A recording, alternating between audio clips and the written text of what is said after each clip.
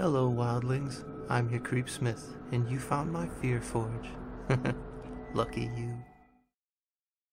I think pretty much everyone can remember a time in their life when they did something stupid because it was fun, or because it was a new experience.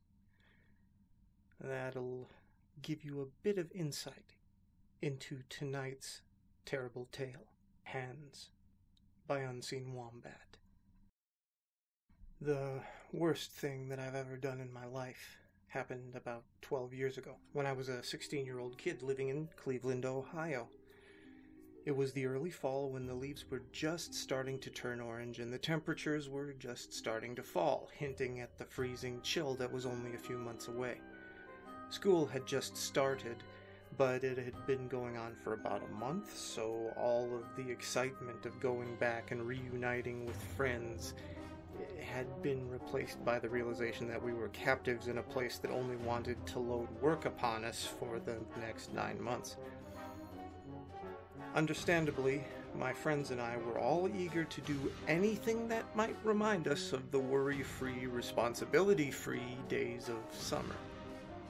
Now, earlier that year, about the time that the last school year had let out, one of my friends from work, which was McDonald's, which some people think is lame, but I always had a great time there, had taught me a technique to make yourself pass out with the help of an assistant. It worked something like this.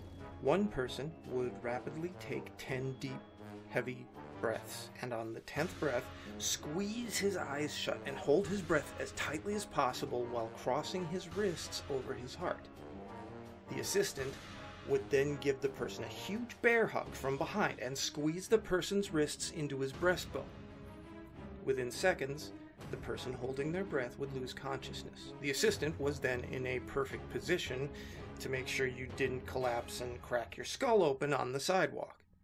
The effect only lasted for like a second or two. It wasn't like we were putting ourselves into comas or anything, but it felt like you'd been out for hours. And when you came to, that disoriented feeling of not knowing where the hell you were or what you were doing was awesome. Now, I know some people are like, what the fuck? Are you a retard?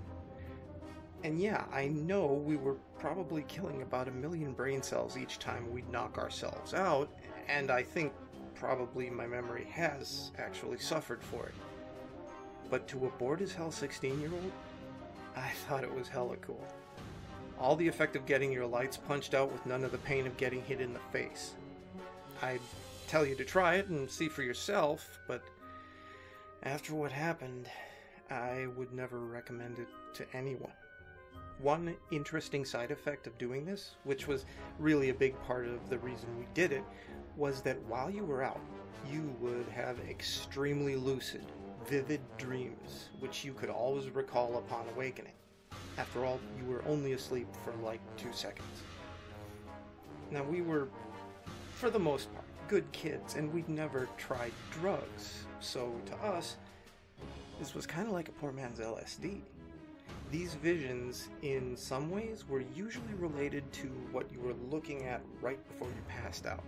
For example, I once dreamed that I was climbing a mountain, way up in the Himalayas or something, but there was a handrail there. Who the hell puts handrails at 20,000 feet?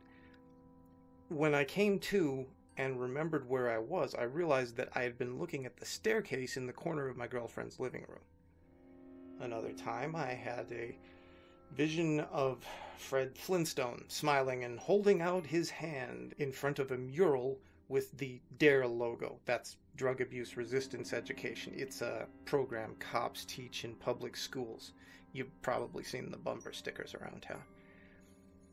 I woke up and saw that my friend Brett had been standing in front of me right before I slipped into Dreamland, and that logo was on his shirt. Where Fred Flintstone came from, I have no idea. The visions were always mundane things like that. Always until one particular day. Like I said, school had been going on for about a month, and we were already sick of it. We were hanging out one Saturday in the field which was really an easement for the electric company to run their high voltage lines through. A few of us were sitting on the metal beams at the bottom of one of the towers. My friend Mike was climbing up to the second tier of beams so he could jump the 8 or 10 feet to the ground. I thought it was stupid, but hey, I'm the guy who thought it was cool to induce unconsciousness by starving my brain of oxygen, so there's that. The day was warm for the end of October, but the light gray of the sky was slowly getting darker. And in Cleveland, in October, that probably meant that before long the temperature would soon drop from a comfortable 70 to about 50 in the course of a few minutes. And if we were really unlucky, an ice-cold rain would start to fall. The air was already damp and heavy, and we could hear the quiet buzzing of the high-tension wires above us. I sure as hell didn't want to spend the last few moments of a pleasant Saturday afternoon watching this dumbass climb partway up a high-tension tower, jump down, and complain about how that one killed his feet. Only to climb up and do the same stupid thing over again. Hey, let's make ourselves pass out, I said. Now by this time, it wasn't as much fun as it had been earlier in the summer when we first discovered it, but it was still a hell of a lot better than what we were doing. Vince was up for it, so was Richard, but Mike, the guy jumping off the tower, said, What? What are you talking about? Holy crap, you haven't done this before? You've never been knocked out? Vince asked. No, was the surprise. No, was the response. See, Mike had been at his mom's house all summer, and so he hadn't been in on all the fun that we'd been having. Dude, you gotta try this. Watch, we'll show you. Vince and I got up off the tower, stood in the grass at the center, and I did the customary 10 deep breaths. I squeezed my eyes shut and held my breath so hard that if they hadn't been shut, they'd have probably been popping out of my head. Then I felt my friend clamp down on my arms in front of my chest, and suddenly, as if there were nothing more natural in the world, there was a giant lobster climbing around a huge lobster cage, and I was under the ocean with seaweed growing from the sandy bottom under my feet. Next thing I remember, I was awake, and Vince and Richard were asking me, "Dude, what did you see? What did you dream?" And the back of my head was killing me. Fuck. Did you let me fall? Now, I wasn't a heavy guy, but Vince was pretty weak. He just stood there looking guilty, and Richard told me that he had. Well, what did you see, though? He asked. I rubbed my head and told them about the lobster. It was pinching Vince's head off with its claws now. I turned to see Mike watching from the L-shaped beams above and said, "See? It's fucking awesome." He was evidently not convinced. Whatever, man. I don't trust any of you enough to do that shit to me. Come on, man. You gotta try it. It's no more dangerous than what you're doing now. I promise I won't let you fall like this bitch did me. He squinted, in the way people do when they're trying to decide if what they're thinking of doing is worth the risk or the trouble. He jumped down one last time, got up, and said, "Okay, fine. Once." Now, if only he'd have thought just a little longer, or simply, flatly kept on refusing. But he didn't. He repeated the 10 deep breaths with me as the assistant to make sure he didn't fall. He held his breath, and I helped him slip into that other place. Doing that is something that I've regretted ever since. And when I think back on all the things that I wish I had done differently in my teenage years, girls I should have tried for, classes I should have tried harder in, all the things that I should have and shouldn't have done, putting him in that bear hug and squeezing him into unconsciousness is the thing I most regret.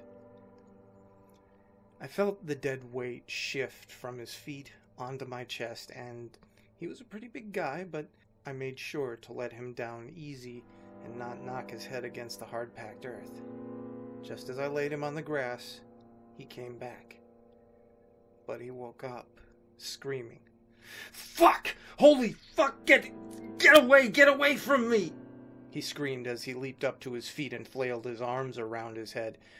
We all jumped back, afraid of being hit in his frenzy, but more afraid, so scared we almost shit our pants, of what we were seeing. After about 5 seconds, which is about twice the time it normally takes a person to realize where they're at and remember what they're doing, he started to slow down. Shit, holy shit. He was breathing heavily, gasping deep breaths, and hunched over at the corner of the tower. It's a wonder that in his maddened state he didn't just run right into the supports and knock himself out for real, but he just stood there, bent over at the waist, and then fell to his knees. With his back turned to us, he started rocking and wringing his hands and muttering to himself. "Holy mother of fuck," said Vince. "What the hell did you see?" But Mike didn't answer.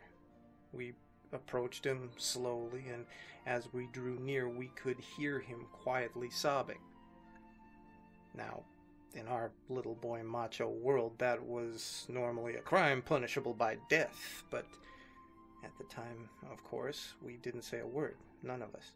I reached out a hand to grasp him by the shoulder, but as soon as I touched him, a touch so tentative and light that he shouldn't have been able to feel it, he shrieked and jumped away, clanging his back into the corner of the tower. He pressed up hard against it, staring at us with a look of terror in his eyes, so real you'd think we were demons from the pits of hell. If ever in those few moments I thought that he was putting on to fuck with us, that look put all my doubts to rest. That and what happened afterward, of course. None of us said anything, but after about 10 minutes, Mike had calmed down enough that Richard was able to coax him to his feet and lead him back to his house. As I had suspected, the temperature had fallen like crazy in just a few minutes, and just as I figured it would, that freezing cold drizzle started to fall. I told Vince I was just going to go home and that I'd see him tomorrow. We always spent the evenings and rainy days playing Mortal Kombat on our SNES, but he didn't object. I think he probably wanted some time alone to reflect on what horrible thing we'd done to our friend, just like I did. The next day I went to see how Mike was doing, but he and his dad were gone the whole day. I asked him later where he'd gone, but he wouldn't tell me. I think it must have been to a psychiatrist, because by Tuesday, the next time I saw him, he seemed to be better, if a little zoned out. I figured that he got some drugs to calm his nerves, but that's just a guess. I never really found out. Over the next few days, the four of us hung out, and while Mike was quiet, he didn't say anything about what had happened. He just talked about stupid, unimportant stuff. Girls we liked, classes at school we hated. I wish we had said something to him now, though. I don't really know if it would have helped. We had no idea what we were facing, and to this day, I still don't have a clue. But we avoided the subject of what happened that Saturday, and the practice of passing out in general, like it was the plague. It wasn't until the following Saturday that he had anything related to what was happening to him to say. We were walking down the quiet street of our neighborhood towards the wooden footbridge that crosses the creek that runs between the houses, separating the development into two halves. I was going on about this hot girl who was a grade above me and who consequently wouldn't give me the time of day, and he, staring at the ground, walked on with his hands in his pockets. Suddenly, out of nowhere and right in the middle of one of my sentences, he says, "I won't be around much longer." What? They'll be coming again tonight. I don't think I'll be able to keep them out this time. Hey, what are you talking about? Who's coming? The hands. The voices. At this point, I was like, holy shit. I could feel my breathing getting quick and shallow, and I felt my face and hands get hot to hear him talk so matter-of-factly about some horror I couldn't even imagine. But I will never forget that conversation. It's etched into my mind like the stone tablets in the Ten Commandments. I stammered a few times and then said stupidly, "What hands?" At night, I look at the tree out my window, and then it goes black and the hands, dozens, hundreds of them, push against the glass. "And what do you do?" "I push back all night. I'm tired. I can't keep them out anymore. And the voices say I have to let them in. Little kid voices. Little kid hands." He lowered his voice to a whisper, but I could tell in what he said next that he was struggling to keep the panic at bay. "Sometimes I see their faces," he said in a trembling voice.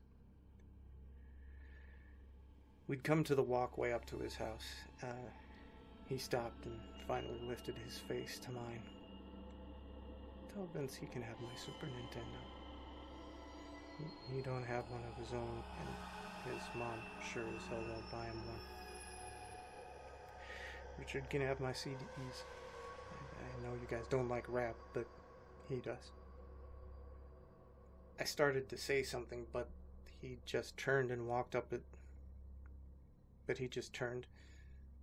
to his house. He went inside and closed the door.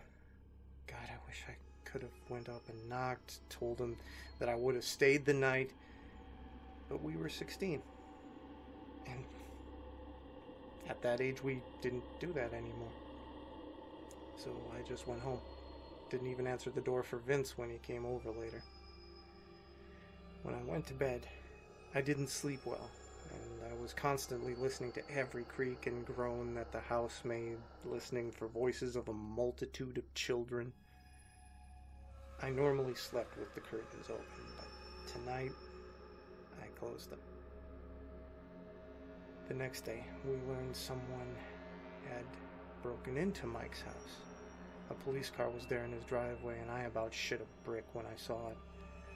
Later, my worst fears were confirmed when I learned that it was Mike's bedroom window that had been broken into.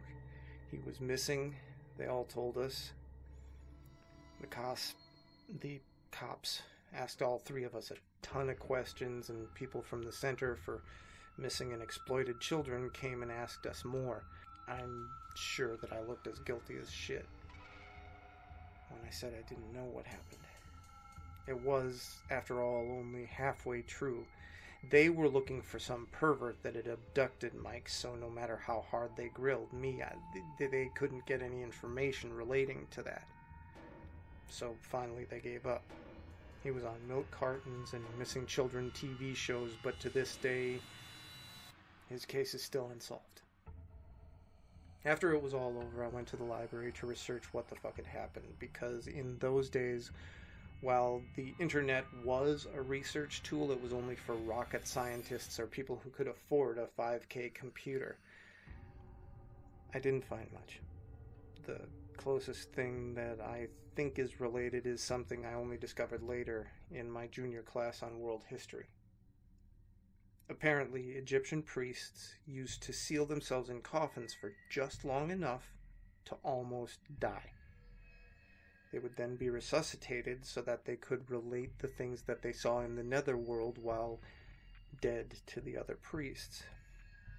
I can only figure that perhaps the electricity in the air or the weather made Mike go under deeper than we ever had and gave him an experience something like what those priests had had. But Vince knocked me out too in almost the same spot where Mike was standing when I did it to him. Could he have just been more receptive to the call of that other place? Or had knocking my head on the ground somehow jostled me free of their hold? I don't know. And I don't think I ever will. But sometimes, it still makes me shiver. Yeah, we all do stupid things for fun sometimes. But sometimes the world makes you pay for it. Stay scary, my wildlings, and make the most of your nights.